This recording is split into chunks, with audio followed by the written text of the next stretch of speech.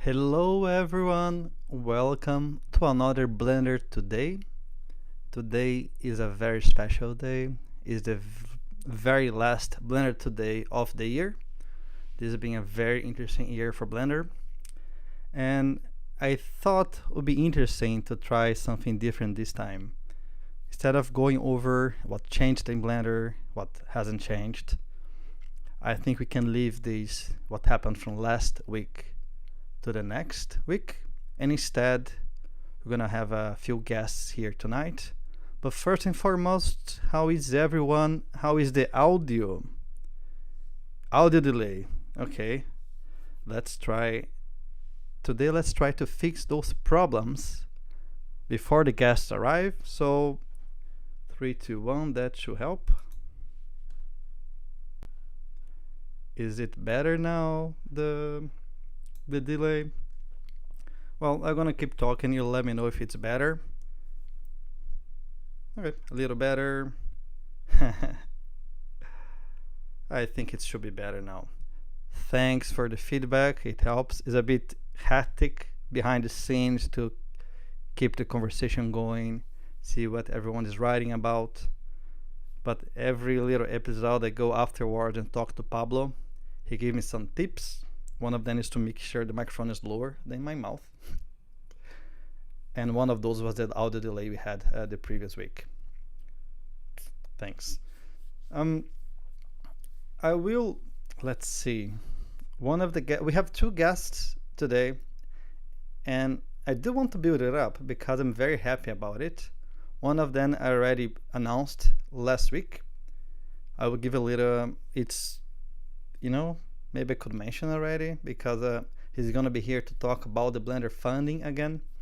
And while we wait, let's look at what we have here. Yes. Remember last week we talked about the funding campaign and the birthday gift to Blender, this little drive. And last week we were around 3,000. Now we are on the numbers of 5,000. And if you can see in the screen here, yes, it's probably too small for YouTube. But, I have my little donation in the pile of gifts, and it's going to be impossible for you to find from home, but I can find it here. It's a little bit red. At first, I was a bit strange to give a gift to something that goes towards the work I do, but then I remember this is a gift for Blender, for everything that Blender gave to us, for everything that Blender gave to me. A passion, friends, a community, livelihood. So I was more than happy to pitch in a little bit. And without further ado, our first guest of the night. Clap, clap, clap, clap, clap. Do I get claps this time? Claps. Oh, I forgot to add the clap sound. I can do can be here. That should be great. Okay. Francesco, Siddi. Oh, there's a lineup here. There are more guests waiting. I feel like in a real talk show here. Yeah. So, how's it going? Everything okay? Everything going great. I mean, we see the funding campaign up and running. We see I was talking to them how much changed this year. And it's boring to talk about what happened in 1 week when we really have a moment to wrap up everything that happened. And we're finishing it up with the icing on the cake. And why don't you take from here? I said last week that I was here that I would come to give a little update to make sure, to communicate how things are going. And we are halfway through the month, almost. We are halfway through our target. So in a way, you could say we are on target, which is... I fulfilled my promise. Ah, nice, nice, very good, yes. So you can actually count the 5,531 little gifts here. So you can see there are lots and lots of people that have been donating and people that have been signing up as well for the membership. I find it very interesting because it's like looking at like you're like a geologist, that you can look at the different strata of ground. So here, if you actually squint and you see this part, which is a little bit more blue than the rest, this is like the time when we started the campaign. So when we actually announced, we did like a big push on the BlenderToday website and on Steam as well. So a lot of donations came in during this time, like one-time donations. And then here you can see a little bit of renewals. And then here, if you squint, like this is a little bit harder to see, but there is like something here. That's when we did more push on social media, in particular on Instagram. So you can kind of see it. Like this one is definitely more visible. So we have to keep doing that, like a couple more weeks of banners and announcements. Today we'll post on social again. We also did experiments with trying to kind of promote a little bit more the recurring memberships instead of a one-time payments, and just to see how people respond. And this helps us a little bit to get more kind of monthly commitment from people. So I've seen that going up a little bit. And I mean, overall, I think it's going very well. I wanted to show. Do you have a breakdown of the numbers? I have some numbers, so I could show them. Like, I don't know if you can use this computer to just go to. Why don't you tell me where it is? And I'll do it for you. It's in my user folder. Mm-hmm. So I just wanted to show how that is going, because I think it's interesting. And then I think I'll leave you to talk about. Is 01? No, it's underscore that fund. I think it's a file. No, it's a file. I keep talking. I will find the file for you. I mean, I think that there is not much more. Like we of course keep monitoring what is happening with the memberships to try and tweak to maximize what we feel is best, that communicates the value of the campaign. And that's the one, those two files. Yes, sorry, it's just like I can't help to look at what Dalai is doing. And like how Dalai has been taking over the streaming setup that we have here at the studio, but it's of course like a challenge, because when it's not your computer, then it's like a fight. There we go. Yes, so if we start with the first picture, this is a breakdown of how the actual transactions happened in the during the month of November and December. So you can, I hope, see when the campaign started happening. So there's like transactions that actually are happening on the website. So that gives you a sense of the volume, what the normal volume is versus what the volume is when we are actually doing the campaign and trying to raise the voice and make it more visible, which, it's kind of clear, and overall transactions are going through. So that's nice. And then if you go to the next picture, you can actually see this is about the actual money. So this is actual amounts, and you can see here there is like an annotation of how much it is worth, and you can start when the campaign, you can see when the campaign started on the 6th, 7th of December that we were able to bring in some more revenue, and then it slowly started to go down. Here we did another social media push, and then it started to go down. Now I'm gonna do another social media push, so then we see if that goes up again. At the end of the campaign, we will do a little report to actually show how everything went down, and obviously the idea is to be as transparent as possible with this, so that you can actually see what we are doing and how much we collect in the end. So to thank everyone for their support. That's super nice. Do we have anything special happening on January 2nd? Maybe. Okay. I mean, I think it's very important to do something to celebrate, and we've been thinking about it quite extensively. We've been dedicating some time to prepare a little surprise, but I think it's best not to spoil it. So surprise. So keep tuned. Yeah, stay tuned. And well, that was my update. So please keep it going. I mentioned it last time. 10,000 viewers. There was 10,000 people who saw the stream, but we still have 5,000 here. So I don't know what happened with the other 5,000 people. Maybe. And now before I go, because it's end of the year special, I will ask you about, I don't know, 1-2 questions. Why not? Okay. So I know you've been more involved with the studio in the past years, but also you're more and more involved also in the Blender side of things, helping the development as a contributor to the VSC module in particular, but also using Blender here and there. Do you have a favorite feature from the things that happened this year in Blender? That really puts me on the spot. Okay, doesn't it be your favorite one? We do, it reminds me that every time one of us goes on holidays and time we ask, hey, what's your favorite thing? That's always paralyzing, but I learned to reframe it. Tell me one nice thing that happened this year in development. I'd like to share. I'm thinking of the development, like it's really like, in particular, the module, like the area in Blender where I felt I was able to contribute the most was in the VSC. So I'm happy with the little incremental contributions that we've been doing, even if it is not like completely done, like the work that we did for the retiming tools. Like, to get those simple things to just work, for me, it's highly satisfying. It's not like high impact thing or anything, and I'm sure that like I am like right now I'm not even thinking of Blender development, so I wouldn't be able to single out anything. But I think for my own experience it was very satisfying to see that happen, and to see like that that every little bit counts, and that it helps the module to carry on and to improve. And that's what a lot of Blender is about, like a lot of small incremental improvements that make things better for everyone. So in that sense, I mean, that's very satisfying. All right. And if you had to pick for next year one feature you might be looking forward the most, do you have one? Yeah, well, I think for me a topic that I find very exciting in Blender is how to keep it powerful yet accessible. So on a product level, I think how much more we can do to make it feel ergonomic and to make it feel that you can easily do things with it, and at the same time you can also do very advanced things with it. So I think I'm more excited about the fact that there is more people thinking about Blender this way, and that there is a lot of focus around that as well as we build the software and keep looking ahead. So that's, I think, more in general the thing that I'm excited about with the Blender development process in general. So I think that that's like, I like the shift on the focus on features and more about you're looking more to the big picture and the different angles we can improve the software. yeah, I think that also shows maturity in the software itself, I guess. yeah, I think that it's a very good thing that is happening, and that it's been there since forever, but I think that we are more and more deliberate about it. I think it's good. Yeah. And what can people expect from the studio in this upcoming year?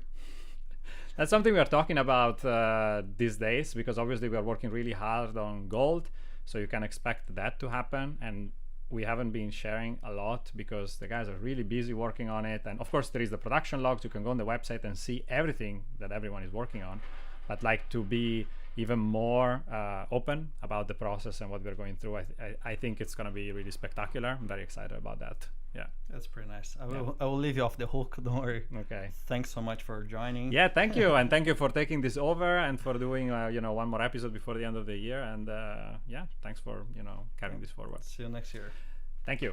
See you. And now, without any further ado, I think it's a first time the new guest is ever showing up in the show. Before, I want to give a little spoiler, that is not the first time I had a recorded conversation with that person. If you have been following the Blender Conference 2022 podcasts, we already had a moment that we could have him back and forth. So please welcome to the stage Brecht van Lommel, lead developer of Cycle. You should be around here and try to speak closer to the microphone. And you're on frame. Damn, you're taller than me. I haven't accounted for that. Having Pablo, Francesco, and I, we're all like kind of same side.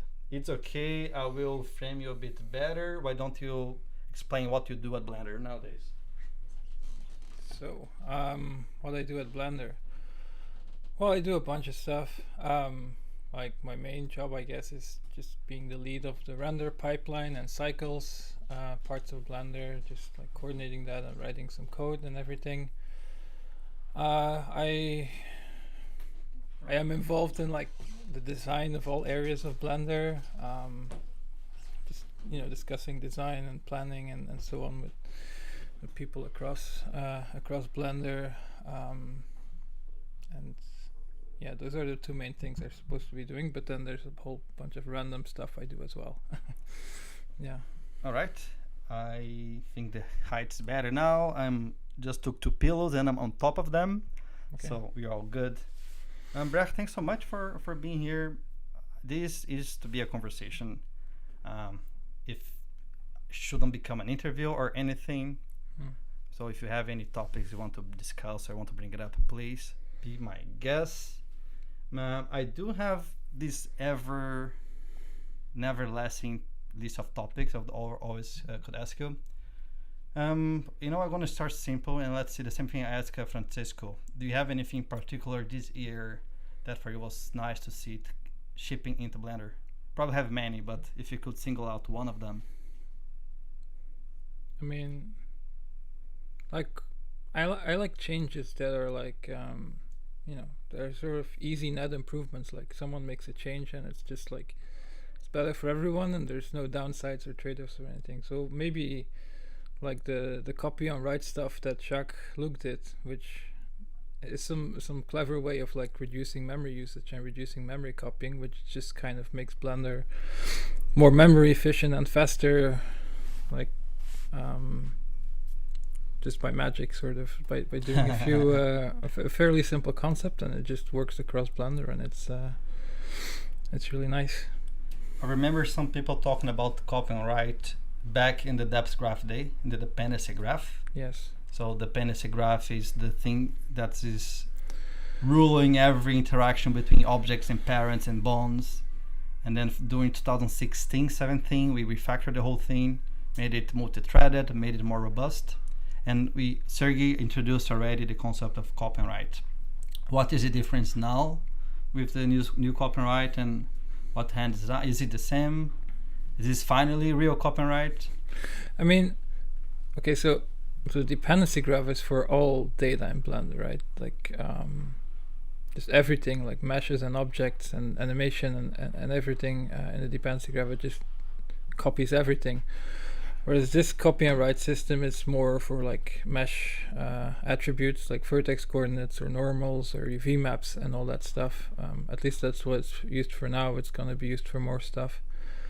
And I mean, I think that what it is now, like the thing that Jacques looked at it, is more what I would call the real copy and write system, which is where you copy something just before you're gonna modify it. Like as long as you don't modify it, you leave it unchanged, and then just when you might need to modify it, you make a copy, and then you do it, and it's kind of more automatic and less deliberate. And it's more automatic for a user. That means less memory, less crashes. Yeah, faster undo, faster.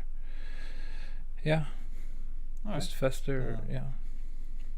That's interesting. Let's see another question. Are you looking forward to any specific feature or project in this upcoming year? I mean yes, you are, but can you any in particular?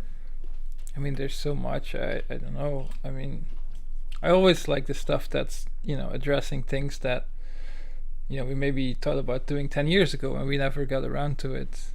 So just something like like improving the way we handle brushes in Blender. Like that's something that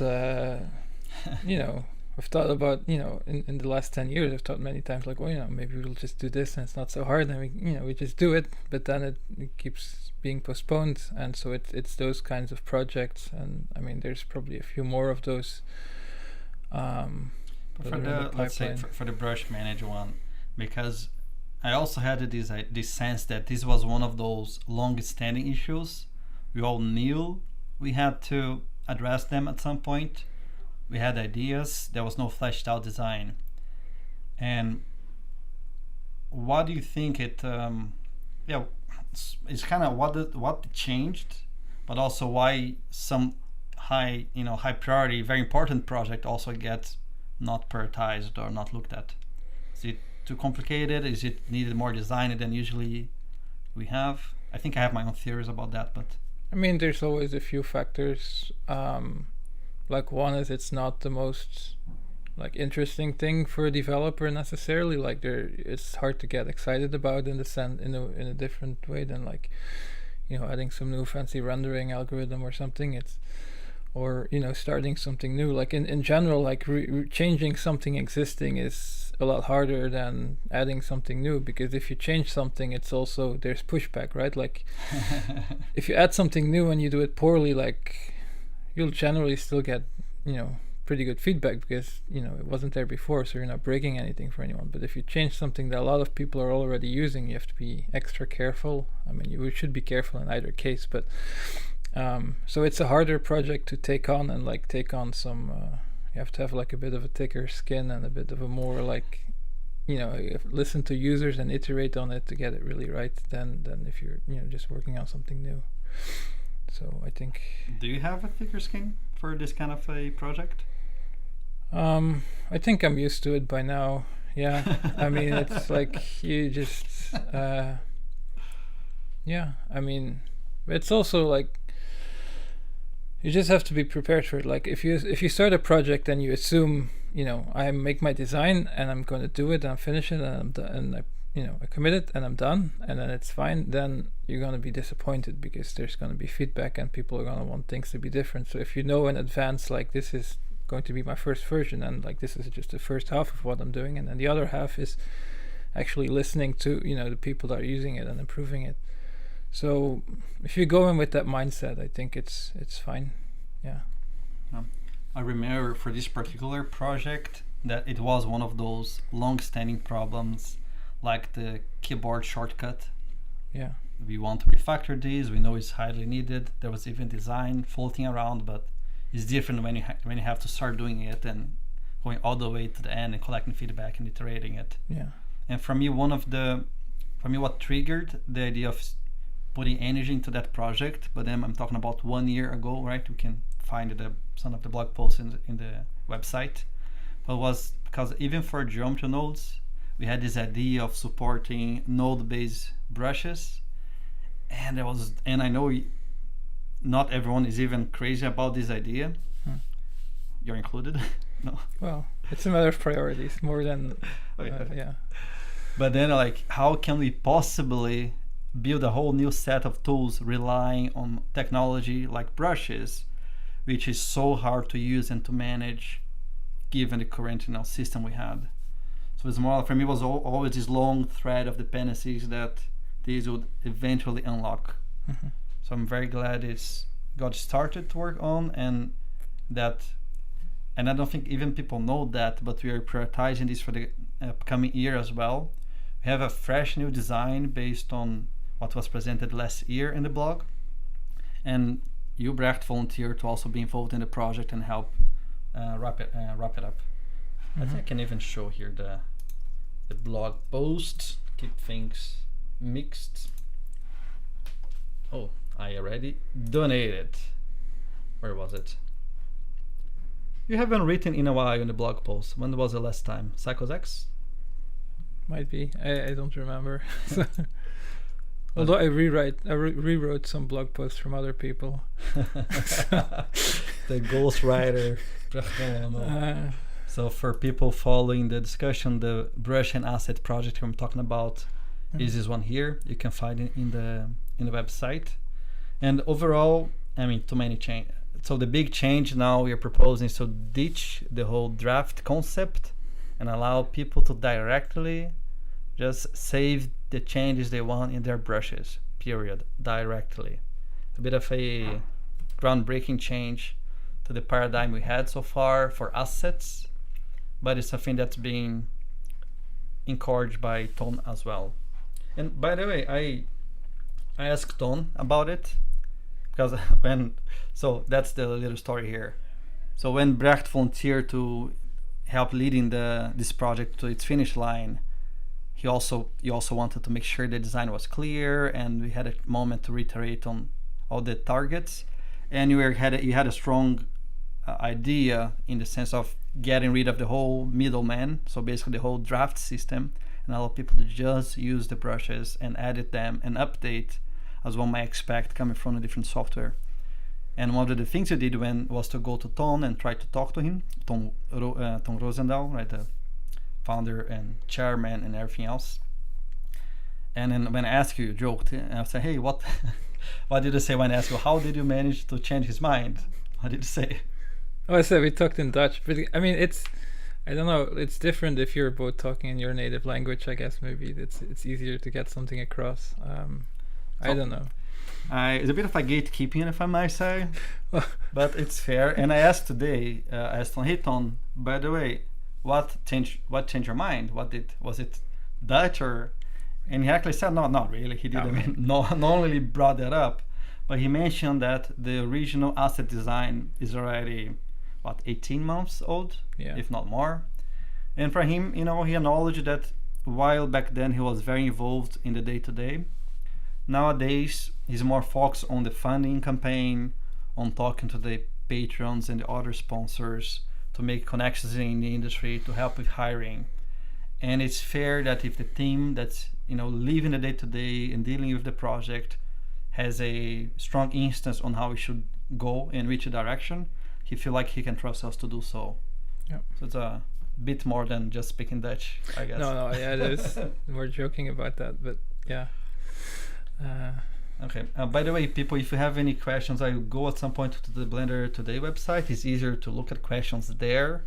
But if you want to drop some questions in the live chat, I might get lucky and I might find one there. Let's see what else, Brecht. What else? What did you find about? So next, I don't know. I haven't prepared this much. Do you have anything you want to volunteer? What do you mean volunteer? I don't know, a topic you don't think people ask you enough. I do have a topic. A lot of people. Oh, you do have. Yeah, I mean, kind of. Well, I can talk about the funding maybe from my point of view, the funding campaign. That'll be very nice. Because I think I probably have a bit of a different view on it than maybe some other people that. So I mean, just sort of about the Blender development process as a whole, because I think, like from my point of view as someone who's like involved in like planning and development and talking a lot to contributors and so on, like and also just having worked at Autodesk for a while when the company I worked at got acquired by them.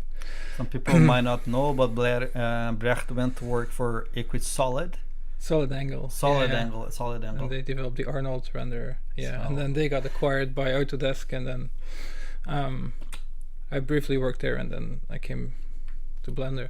But anyway, it's like I think the way we do things at Blender is like because it's an open source project, and because historically we've had even less funding than we have now, right? So we've always been trying to ride the wave of sort of things that come in, like in terms of volunteer developers or people contributing, or there's maybe like a young developer that's super motivated. They're not experienced, but they're super motivated to do something, and then we hire them. Or for infrastructure, like we might get hardware that's donated, and all this stuff. It's always been about how can we make the most of this small amount of resources. And I think that's still the case. Even if we've grown to more developers, that's still the case. We're not suddenly spending a lot more money and just running all our infrastructure on the cloud or something, right? We're still running it in-house because it's cheaper, and maybe the hardware gets donated, and obviously if you want to run a cloud platform, it's much more expensive. And we also don't, for example, have a big management structure, right, where you have a big layer of managers above your developers who all get paid high salaries and all this stuff. So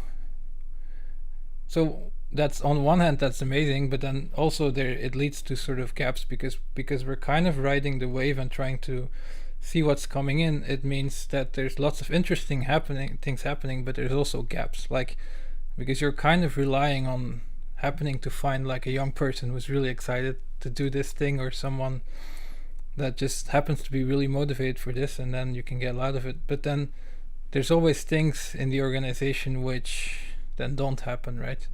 And that means some people like myself or Sergey or Dalai or someone, you have to pick up the slack there, or do various little tasks, and that means you cannot properly mentor other developers or have enough time for this. And I think the way I see it is the thing that we can really use funding for is to make it so that we can fill in all those gaps, because some of those gaps you can see even in Blender, in terms of the functionality. There's this thing where you think, well, why haven't they fixed this particular feature? It's not so hard, right? But then you also need the right person for it. And as long as we're very reliant on whoever happens to come in or contribute, it's harder to solve those problems. So what did change now with how we approach funding? So for me the thing is, in a way, there's so much untapped potential, right? There's all these developers who are very motivated, contributors that are very, very good, but then if you just get a little more support around them, or we get time for some of the more experienced developers to not work on some sort of build automation thing, but you hire someone for that, and then they can like mentor like the other developers and guide the design and the planning and so on. Like there's things can go like a lot more efficient. Even like, okay, people say like, oh, Blender development is going so fast, but from my point of view, it's like there's so much more things we could be doing if like some of the more boring or the more things that fall in between the cracks were taken care of, and we could focus more on like the important stuff.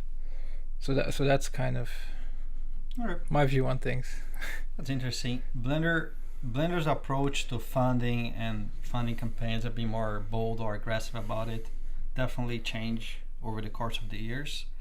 You've been around since not Elephant's Dream, but Big Bug Bunny, right?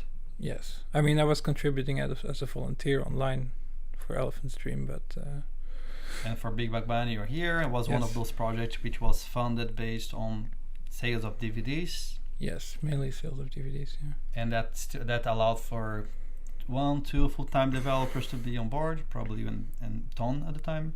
Yeah. And then have a group of artists, tech them. But I think people involved in the Blender, they know a little bit the gist, right? Yeah. And it was a huge change a huge attempt, and it's nice to talk about also the failures, right? When we tried to do Cosmos Laundromat. Yeah. Because we wanted to do a big crowdfunding. Even at that time, Kickstarter wasn't still a big thing. We said that Blender, the original Blender crowdfunding, right, for making it open source was indeed proto crowdfunding. But honestly, even during Cosmos was still something very recipient. And that didn't get fully funded as a project. And I remember the mood being a bit frustrated, because Tone is always very ambitious and trying to like keep pushing the barrier. And I think after that, what was it? But the Cold Quest was a big thing, right? Try to get then 20 developers founded to come here. And yet, even after you were still not here at the Cold Quest, was right afterwards that you joined again. But even after the Cold Quest, we had all this commotion and having so many people on board in the same project. But quickly afterwards, we knew there was no money for people to keep working in the project afterwards. It's a bit disheartening. Yes, yeah. And then finally, they put together the new dev fund. We like to see the website, but it's less the website, more about the program. Right? And we bold about it, and then talking about having big patrons. And nowadays to be as far as this, like really covering all the platform with this campaign, like, hey, donate. For you, were you one of those people back then who thought that Blender could have been more aggressive, but open source, or you were more like, hey, it's free, it's open? Which side did you stand back then and nowadays? Well, I mean, I had the opinion for a while that we should have focused more on like direct funding for development. Like a lot of the funding was through like Open Movies, the studio, the cloud, the Planet.org, and so on. I feel like a lot of focus was on that rather than there was like a development fund type thing, but it wasn't like the primary thing, or it wasn't. But obviously, like also with the release of 2.8, it gave like an in with like a various bigger companies to go talk to them because they became more interested, and then get them on board and everything. But yeah, I mean, my opinion has always, I mean, I, like personally, I've always been focused on like the software more than like the Open Movies, right? That's what I'm more passionate about. And so just naturally, I think like, okay, let's. The Open Movies are very valuable in like driving things forward, but at the end of the day, it's also like about the software. And yeah, if half the time the developers are working on the Open Movies and half the time developing, it's like her balance. I mean, it's fine, but obviously it limits what you can do. And now the balance is, I mean, there's more developers, way more developers working on just the software than on the working with the Open Movies. So, I mean, I think that's a good thing. But yeah. Okay, I mean, some people ask some questions here. There's an interesting one about how do people pick a bit balance between the right tasks and fun tasks. But I think for me, I'm going to use that as a segue to what I want to ask you. Because a lot of people know you for your work behind cycles, Yeah. and maybe some people know your work as across Blender as a developer. Some people might know that for some time you were acting as a chief architect for Blender, and at some point you decided to not to change. It's strange responsibility in a very unstructured project. Yeah. I know that, but I think a lot of people don't even know that nowadays your role goes way beyond the developer, and you are one of those driving forces towards structuring the projects in a way that's more manageable, make sure things are well communicated, well structured, well planned. Is a transition that for you came up naturally?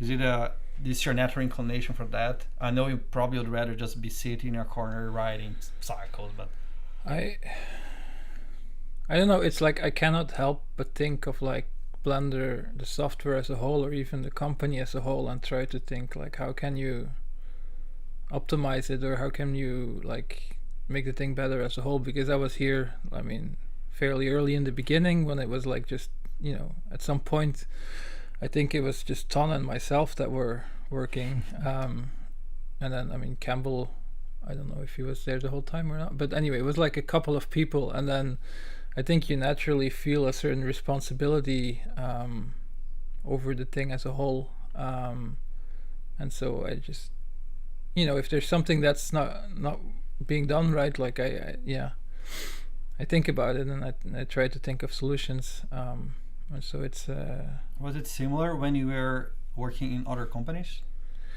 Yeah, I mean, when I worked at Arnold's, I think, I mean, I kind of took the same approach in the sense that like the first week I got there, I read through all the source codes, all the issues, everything, because I just wanted to understand the whole thing, and because that's how I like to think about like software. You don't think about like one part of it, but you think about all the way from the technical to the user interface to documentation to the whole thing, right?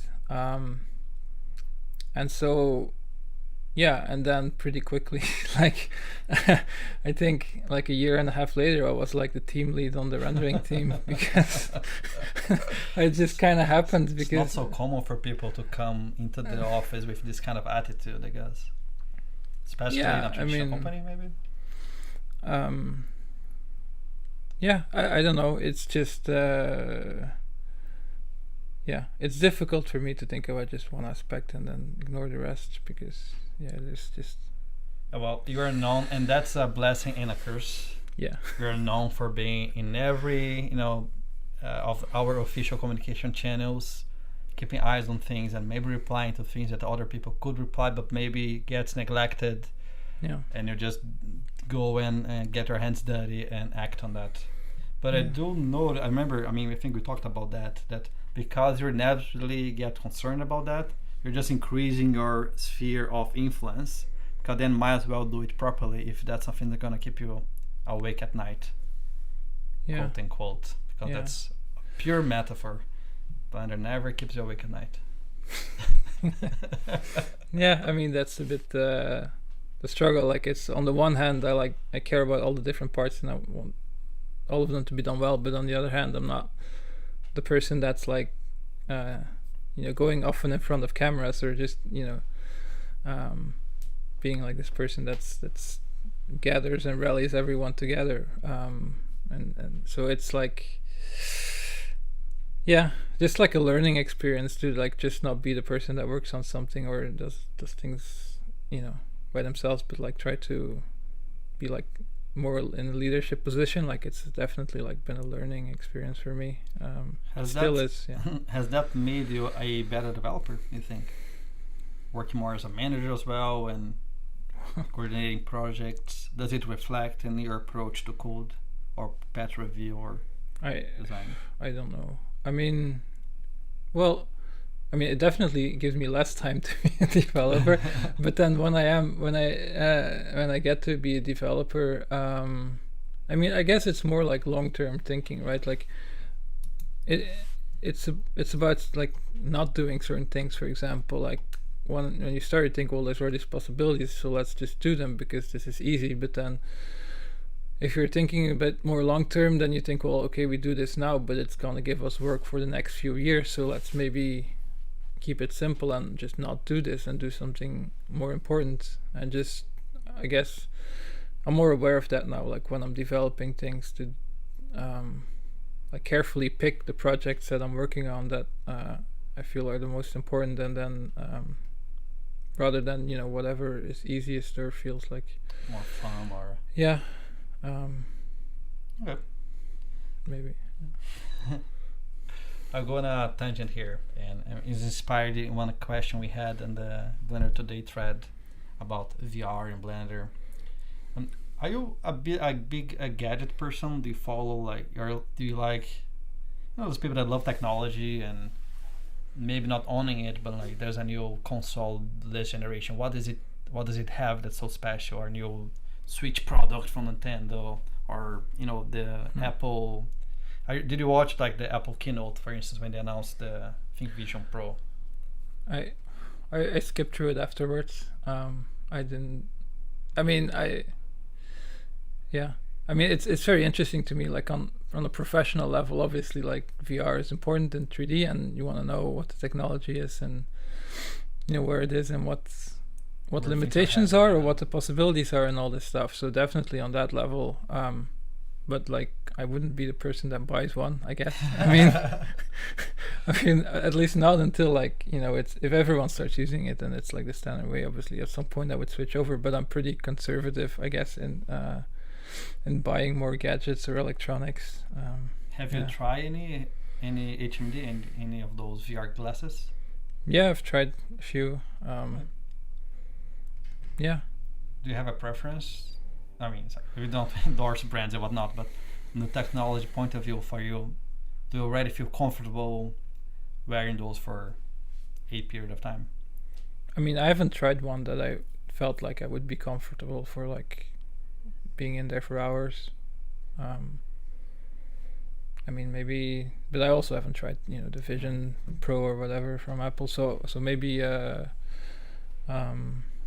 but yeah, it's one of those things, like there's amazing possibilities. But then at the end of the day, you're still like, if you're doing work, like sitting behind screens isn't like terrible either. Like, I mean, so it's like somehow, I mean, it's not just in Blender, like right in general, like you could have expected, maybe 5 or 10 years ago, like all the 3D apps are just gonna be working in VR. No one's gonna be sitting in front of the screen anymore, and it hasn't happened, right? And so it's like, okay, why is that the case? Well, it'd be very tiring as well if you cannot sit during your working hours. But even if you discard like suppose the technology was that that it was very comfortable and very light on your head and everything.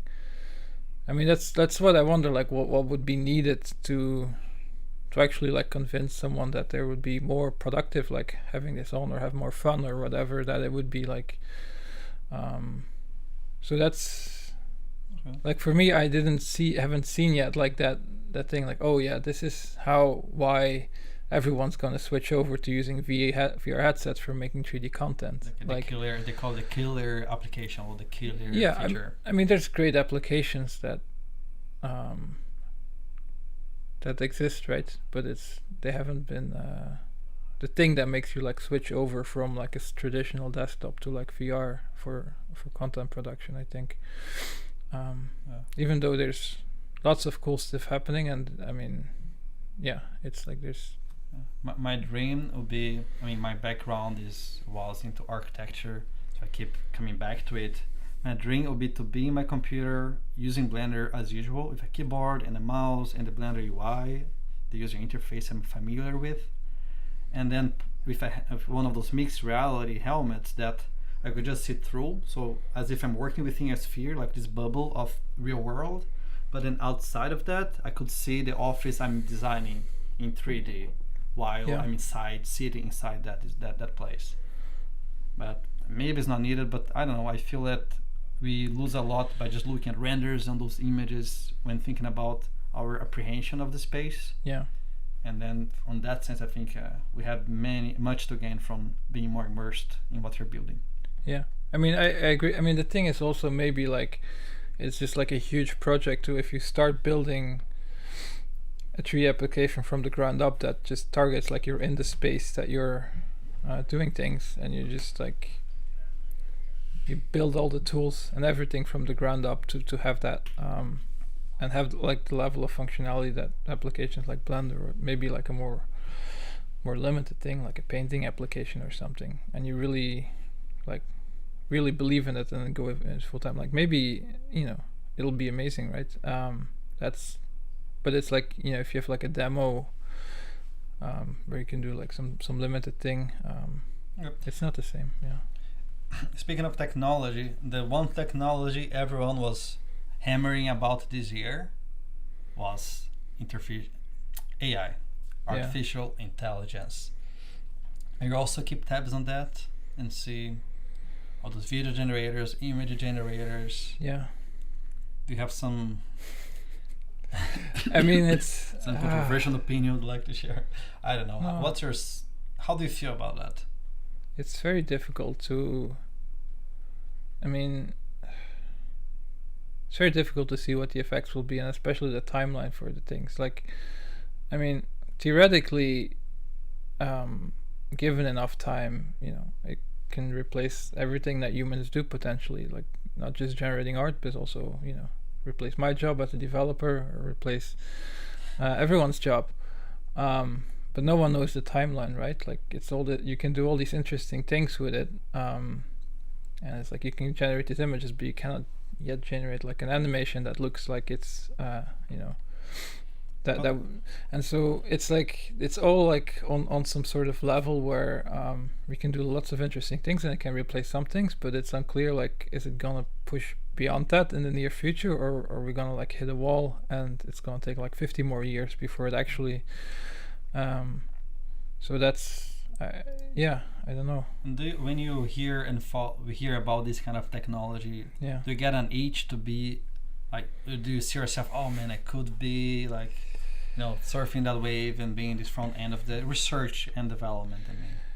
I mean, it's exciting in a way. Well, yes and no. Like, on the one hand, like, the type of development that they're doing is not super appealing to me, in the sense that when you're developing AI, it's very much like trial and error, right? You try something and then it does its training for hours and hours, and you get something back, and then you tweak it with like a prompt where you say words slightly different, and it maybe looks good, and you try something else which also seems like it should work, and it doesn't work. And so being a developer of that just on a day-to-day, it doesn't sound super enticing to me, because it's like a way of working that's not very interesting. On the other hand, if AI is really like gonna destroy all human jobs, I mean, destroy whatever, like, maybe you want to be the one that does it rather than you want to be the one that does well it? Well, it's like, if my job's gonna be destroyed, I might as well be the one doing it rather than someone else doing it, like maybe the ownership attitude, like, if you have to fire someone, I'd rather be the one doing it if it's my company. I mean, but that's not enough reason to do it, so I'm happy doing more traditional programming, but we'll see. I'm looking to see if there's any particular question around there. I forgot, I had something to ask you about what's gonna be. Do you think is gonna be the next hyped topic for the upcoming year? Because we had NFTs, we had blockchains, we have the Web 3.0. Is metaverse coming back? I don't know. I think it's gonna be more AI, to be honest. The metaverse, I mean, there's so much. Yeah, there's lots of interesting thing possible, but also it's missing those use cases like VR, right? It's like, yeah.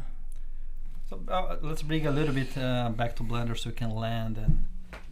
And where do you see the Blender community in this upcoming years? We already had a pretty good run this year. We had more feature films using Blender, in particular Grease Pencil, the more unknown part of Blender, but a lot of French studios are using Blender for those feature films, and that's super fascinating. We had Spider-Verse 2 being openly talking about it, which that's a first. It's not the first time we see Blender in those high production, high budget films, but it's the first time we see a studio so openly embracing that and talking about it. Yeah. And next year we know we have the Blender LA conference in forgot the month. I don't want to say it wrong. Probably April. I will find here while we talk. And what do you see changing in the user space for the Blender and the studios? I mean, it's really hard to predict. Like these things come in like bursts, or like it's often unexpected, right? When someone uses. So April 19 to 20, folks. Yep.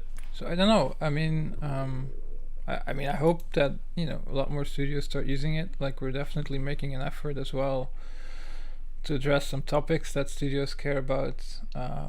Is USD one of those things that we see more of next year? Definitely USD. I mean, we've had contributions from other companies about USD, but we've now also hired a developer for USD who can help making sure those contributions pass through and like fill in the gaps that because you can get contributions, but then that also like it leaves certain things that are important to Blender users that maybe the person making the contribution doesn't care about, but that's still important to make the thing complete. And so I'm really happy that we can like hire someone and have someone, and he's really good. I mean, very happy about Jesse. Yes, it's super good. Yeah. That can like take a view of like how from like a Blender point of view, purely like how can we make this really like a thing that people can use in production, and like address like all the little things that can go wrong with like when exchanging USD files and so on. So I mean, hopefully that that really helps for people to integrate Blender in the pipeline. I do have small questions here from the people tuned in.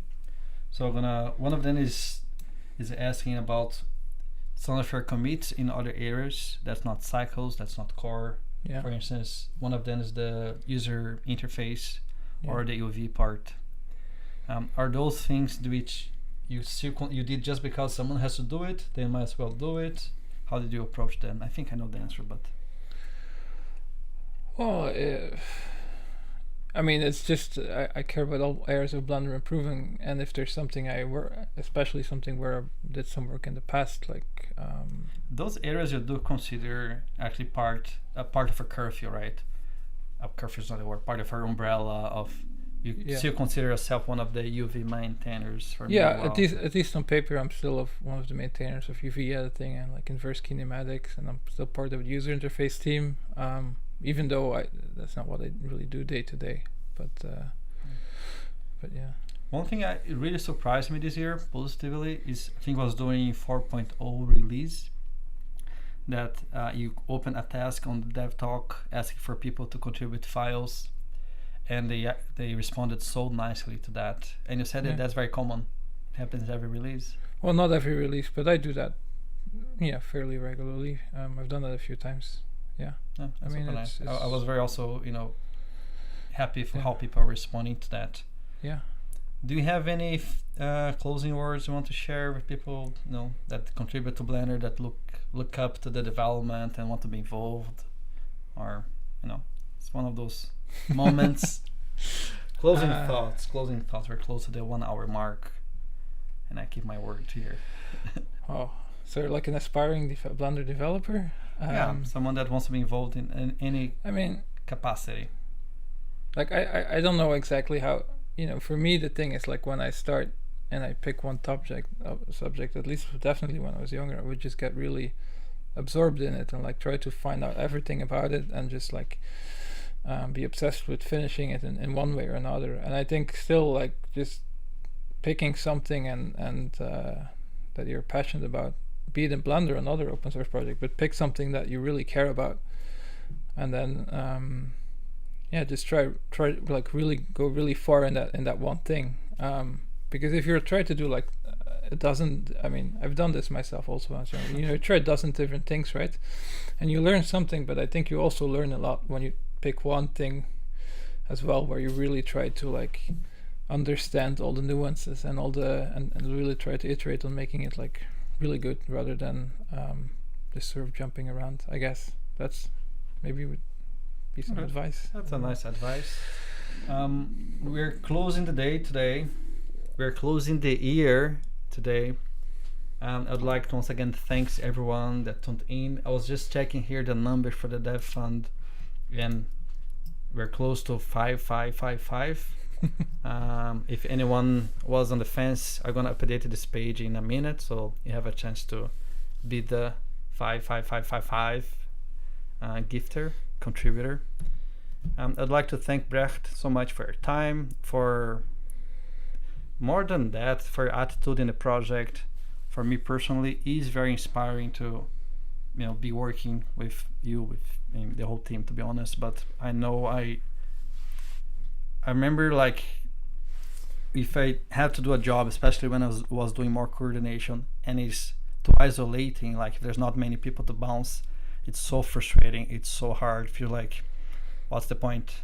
And nowadays I feel like we have more people which are putting a bit of energy, a bit of time on being available to try to solve the Blender structure a little bit and the processes. Yeah. And it's so fulfilling to do that in such a good company. So thanks so much for that.